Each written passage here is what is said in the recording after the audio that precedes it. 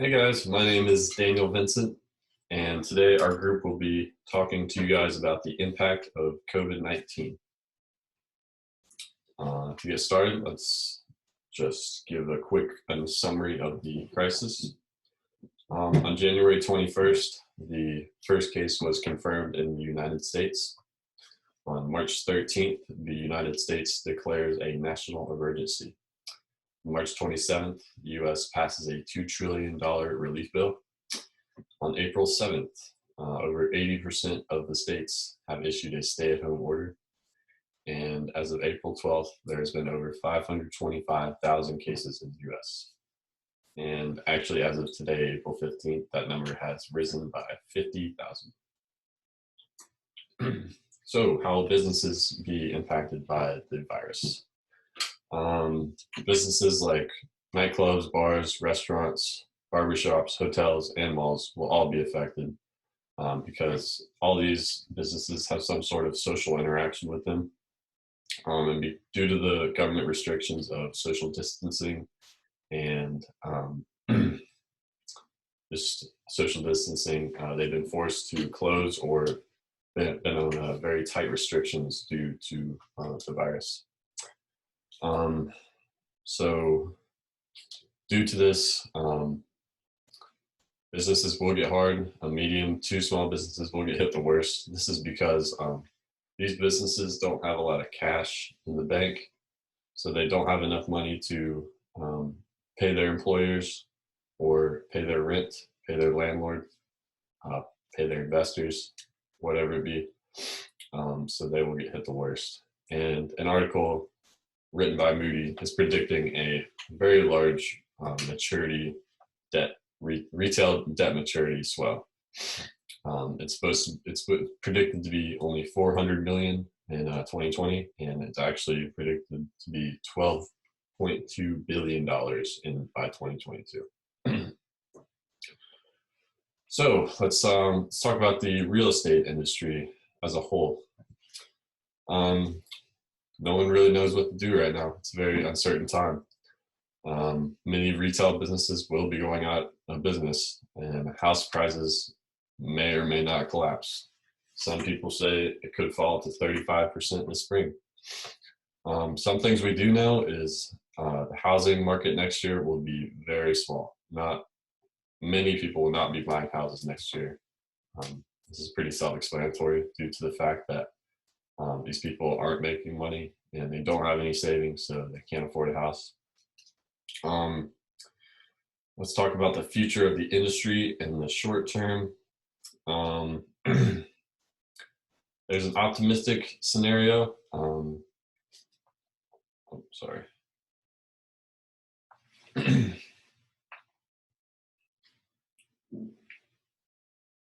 In the short term, demand will be down, and the disruption on the supply side may take longer to restore than the collapse of 2008.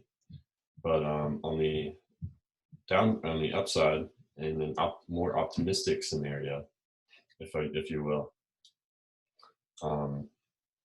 once the virus is contained and immunity starts to build within the population,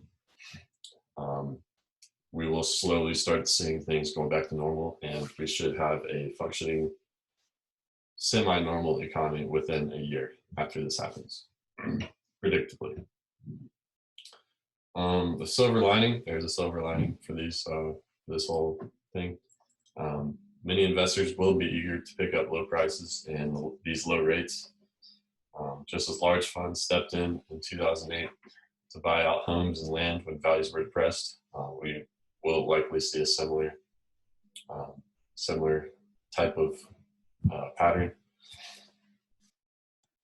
Hi, my name is Riley Williamson, and I'm going to be talking about consumer buying power, the government response to this crisis, and the local impact. To start with, how will this affect buying power? So the Wall Street Journal has already reported that we're seeing a decrease in consumer demand. This makes sense because a lot of retail businesses get most of their sales from foot traffic. Also, a lot of people are learning to prioritize different. They may have different budgets, different incomes right now. Also, they may find that there's certain items that when they're living in stay-at-home orders, they just don't need to use as much as they would in their normal day-to-day lives. This change in consumer demand will likely result in an increase in buying power. A lot of stores are starting to issue a lot of sales for their online products. They're facing a lot more competition and they're a lot more motivated when selling these consumer products. This will likely carry over to the real estate market.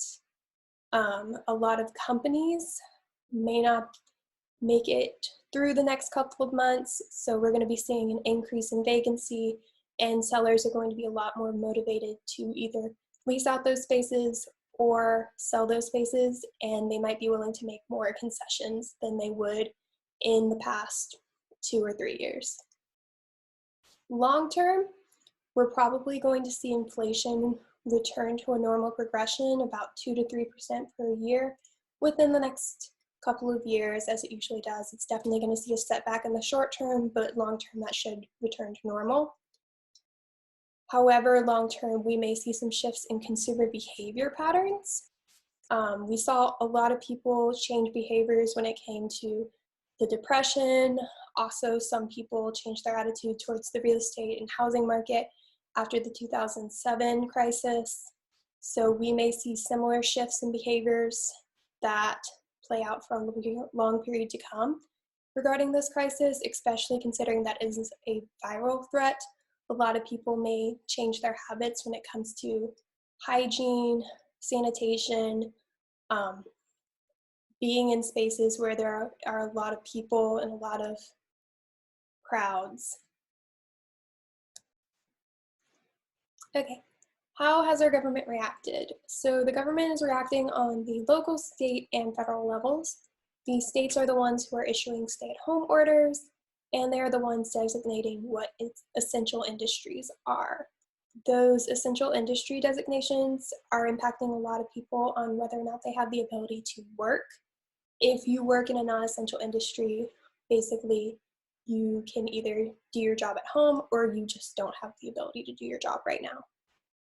When it comes to the Federal Reserve, they're implementing a lot of monetary stimulus measures. So they're trying to get more money into the economy right now to offset any deflation that might be happening.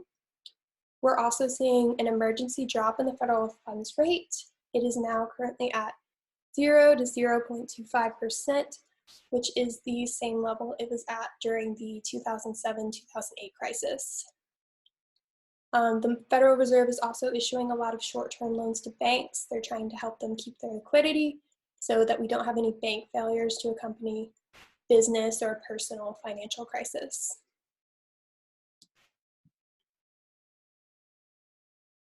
So the largest movement of the federal government has been to implement the coronavirus relief bill. This is a $2 trillion bill that is sending funds to a lot of different areas. One of the largest is going to be the corporate bailout funds. This money is going to industries that have been hit especially hard and are considered essential to our regular economy, such as the airline industry. The bill also includes a lot of small business loans. Basically, the government is trying to help these businesses weather the quarantine, at least part of the storm, and be able to regain their footing once the economy starts to normalize a little bit. Unemployment funding has been increased. We're seeing more people file for unemployment than we've seen basically in the history since the program was even created. There's also a tax credit going out. It's going to be $1,200 per adult and $500 per dependent for each individual filer.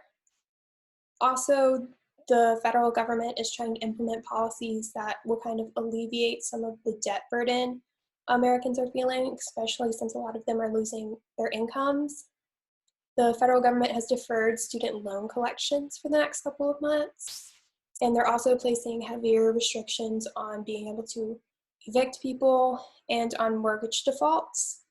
So if you, for some reason, lose a source of income, you aren't losing your housing as well, because part of the quarantine is people need to stay housed. They don't need to be moving for unnecessary reasons right now.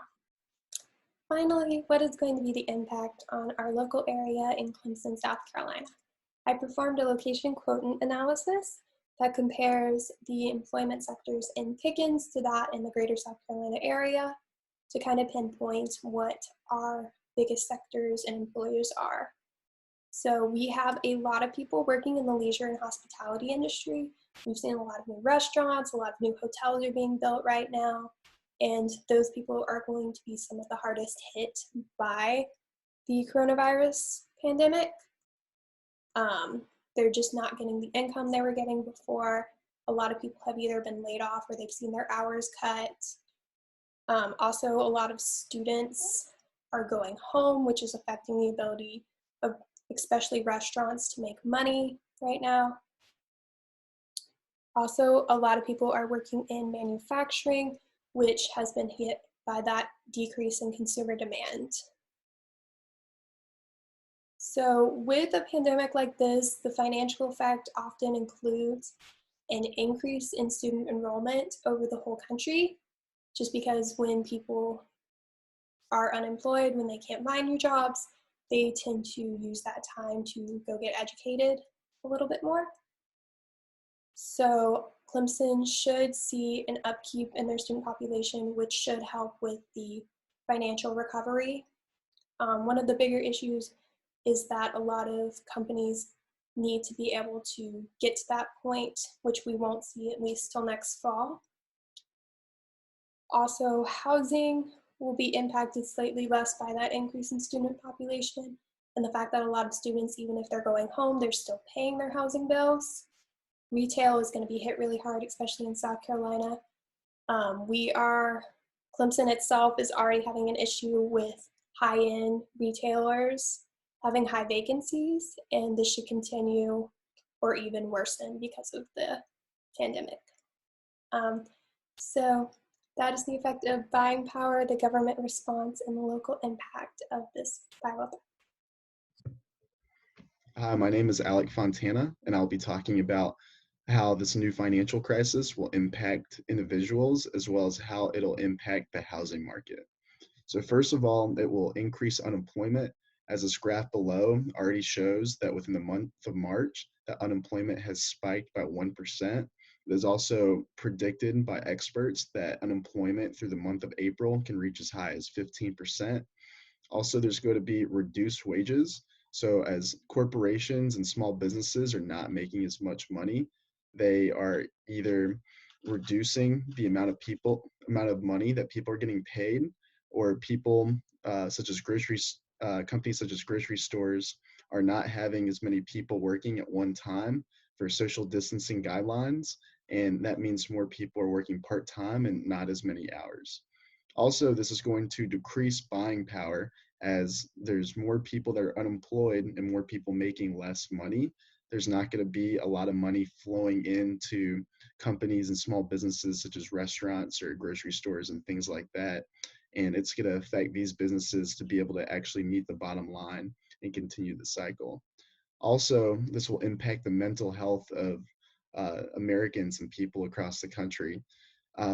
There's data that shows during other recessions and the Great Depression that people have developed major mental health issues from the anxiety of not being financially secure. And this has a big effect on also their physical health as well. And then also overall, there's just a decreased quality of life as people can't do leisure things as well anymore due to social distancing guidelines, as well as they really can't afford it anymore. Also, people can't afford luxury items other than kind of the essential things, as many people live paycheck to paycheck before this even started. Also, more people are going to start becoming homeless. And there's also some people have a lack of food as they don't have enough money to even afford those essentials. Moving on, I'll talk about how this will impact the housing market. So individuals with reliable jobs are actually taking advantage of the low interest rates. Interest rates are going back to all-time lows, and people who are actually making steady income are able to restructure mortgages and things like that to take advantage of the situation. But for many Americans, they're really not able to pay rent as they're not making income anymore and they live paycheck to paycheck. They just can't afford their monthly expenses.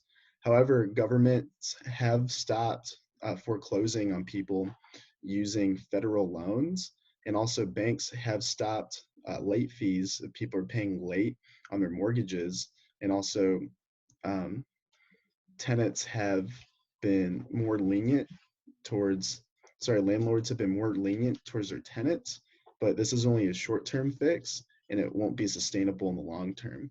So the government has also flooded over $2 trillion into the economy to try to fix this issue short term, and hopefully we can get everything started back up within the next couple months. But if we can't, this will affect maybe possible long-term inflation. And from this long-term inflation, it can make mortgage rates drastically spike in the coming months, making interest payments way too high for people to be able to afford. Hi everyone, my name is Brooke Bushman. I'm going to be talking about the COVID-19 crisis and the 2007 financial crisis. There was a lot of similarities between the two, but there was also a lot of differences. One of the main similarities between them, though, is you saw a decline in the stock market. As most of y'all might know, on March 9th, the stock market took a huge crash and it dropped over 800 points. This was the largest crash that the U.S. has seen in history. This was a result of a lot of orders and mandates given by governors throughout the U.S. to close the entire food industry. This resulted in people being very uncertain about what the future held, and they started withdrawing their money from businesses. The 2007 financial crisis caused a stock market crash on September 29th, whenever Congress rejected a bailout bill for the banks. This sent everybody into a frenzy and they didn't know what to expect. As a result of this, unemployment in 2008 skyrocketed to 10%. And then for the coronavirus, unemployment rose 1% in the course of 1 month. That's 1.7 million working Americans that were unemployed in the course of 1 month. Now, the reasoning for both of these financial crises are very different. The coronavirus happened because of a result of a virus and the government wanting to take actions to prevent the spread of this virus and people dying. It's very different from the 2007 financial crisis, which happened as a result of greed and self-interest. Banks decided to make money off of the individual and by giving them loans that they couldn't afford, lying about their income and their occupation, and giving them into debt that they possibly couldn't get out of. And then couple that with different industries that were feeding into the greed and self-interest, like Moody's and Standard & Poor's, giving out false credit ratings to these banks for these mutual funds that they had. And that is the similarities between the two, and I really hope that y'all enjoyed this video. Thank y'all all for listening.